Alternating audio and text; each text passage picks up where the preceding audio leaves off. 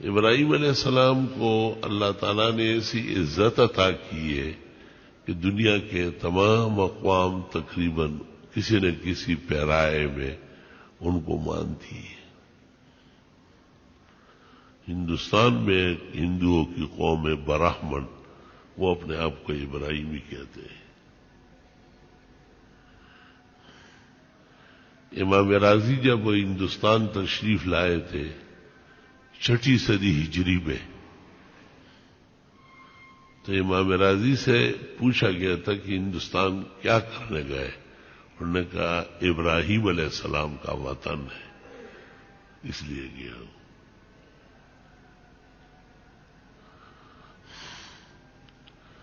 ابراہیم کے متعلق کہتے ہیں کہ یہ نام بھی عجمی ہے، عجمہ ہے، اگرچہ لوگوں نے اب الرحیم کے معنی میں بھی لیا ہے۔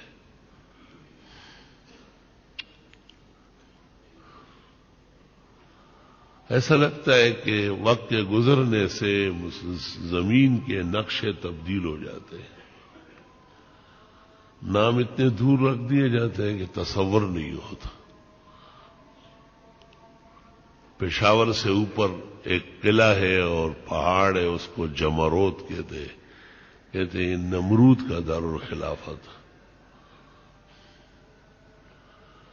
اور وہاں 2 پہاڑ ہیں، ان کے درمیان میں 6 میل تک راک پڑی، اب بھی راک پڑی۔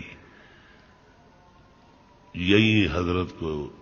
جھول دیا گیا تھا اور آگ میں ڈالنے کی کوشش کی گئی تھی، جسے اللہ نے گل گلزار فرمایا تھا۔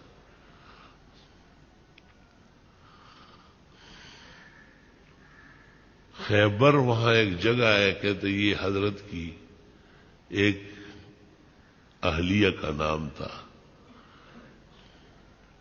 ایک سارا تھی جو نمرود کی بیٹی انعام میں دے دی گئی، اور وہ حضرت کے آگ میں جاتے وقت مناظر دیکھ چکی تھی، اللہ نے ان پر منکشف کیا تھا۔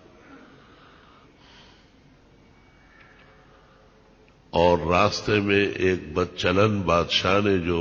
بے ادبی کی، حضرت نے ان کو بد دعا دی، تو اس نے کہا آپ بد دعا نہ دیں، میں اپنی بیٹی اس جرم میں آپ کے نکاح میں دیتا ہوں، آپ کی عصمت پاک دامنی اور عفت کو سلام کرتا ہوں۔ تو ہاجر بی بی بھی بادشاہ کی بیٹی، ہاجرہ نہیں ہے، جب لفظ ہاجرہ کا ہے تو سمجھ لو کہ عربیت سے دور کبھی تعلق نہیں، اور سمجھو کہ حفظ و اتقان حدیث میں صفر ہے،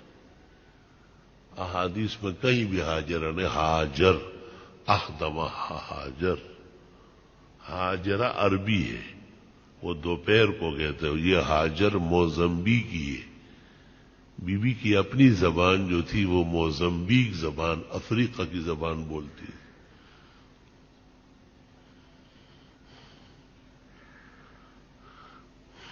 زمزم کے چشمے کو جو بی بی نے کہا زم زم، یہ اصل میں ہے تھم تھم، کیونکہ وہ ابل رہا تھا، پانی پھیل رہا تھا، تو بی بی ڈر گئی۔ زم زم حدیث میں ہے، اگر بی بی ہاجر زمزم نہ کہتی تو زمزم کا چشمہ پوری دنیا کو سیراب کرتا، اور فرمایا لوگ زمزم پیتے گھروں میں بیٹھ کر، اللہ جانے کتنی نہریں ہوتی، کتنے دریا موجزن ہوتے، تو تعمیر کے لیے نکلا تھا، تخریب کے لیے نہیں، نقصان کوئی نہیں تھا۔ زم زم، زم زم کے معنی تھم تھم، یعنی پانی کو کہا کہ رک جا، حق تعالیٰ نے الفاظ سن لیے اور زمزم کے چشمے میں سکون آ گیا۔